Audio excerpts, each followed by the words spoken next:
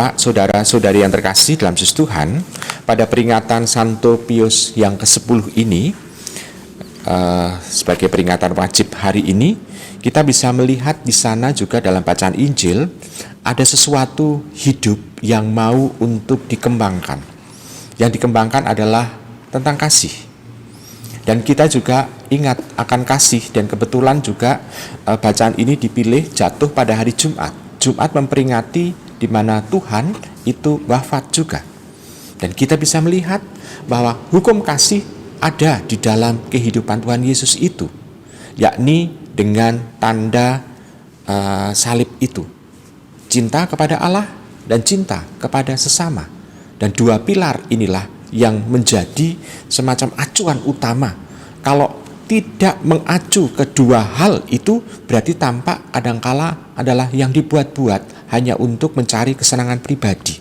Sedangkan kalau dengan kedua pilar itu, berarti tampak kehadiran orang itu adalah utusan Allah, atau istilahnya memperhatikan atau memperlihatkan bahwa Tuhan hadir dalam kehidupannya. Kenapa? Karena dia bisa mengajak orang untuk bisa sampai kepada Tuhan, dan sekaligus juga memberikan rasa nyaman sehingga orang mengalami kedamaian dari Tuhan dalam kehidupan sehari-hari. Santo Pius juga memberikan hal yang sama dalam hidupnya. Dia sebagai seorang imam membaktikan diri dengan pelayanan pastoral dan kemudian menjadi pembimbing rohani di seminari dan sebagainya. Dan dia memberikan suatu teladan yang indah, bahwa dia tidak hanya hidup untuk dia mencari keselamatan sendiri, tetapi juga membagikan kepada para seminaris. Sehingga orang-orang yang dia ajari atau yang menjadi bukan beban hidup tetapi justru menjadi tanggung jawabnya, itu bisa bertumbuh, berkembang, semakin lama semakin dekat dengan Tuhan pula. Nah, apakah orang-orang yang dekat dengan kita juga mengalami hal yang sama? Yakni orang itu semakin bisa dekat dengan Tuhan? Ataukah justru orang yang dekat dengan kita, orang yang selalu malah merasa tertipu atau merasa gerundel karena tindakan-tindakan kita justru memberikan beban kepada orang itu?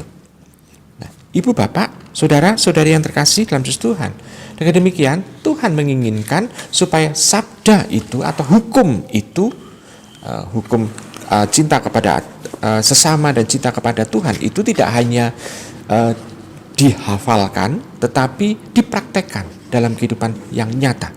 Dan dalam mempraktekkan itu memang kadangkala ada kendala. Kalau kita mempraktekkan secara konkret, dikatakan nanti ada kristenisasi, tidak apa-apa.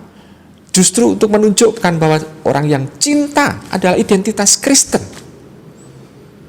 Karena di mana-mana orang Kristen terkenal dengan cinta. Coba kita bayangkan kalau ada orang yang mengaku Kristiani, tetapi hidupnya malah carut-marut, hidupnya tidak memperlihatkan kehadiran Tuhan, itu bukan Kristen. Karena identitas pengikut Tuhan, pengikut artinya yang ada di belakang Tuhan, menirukan apa yang dilakukan oleh Tuhan dalam kehidupan yang nyata. Jadi Tuhan selalu membawa Allah Bapanya kepada semua orang, sesuai dengan namanya, Yehosua, Yesus, yaitu Allah memberikan keselamatan, Yahweh memberikan keselamatan. Jadi Tuhan Yesus konsekuen dengan dirinya.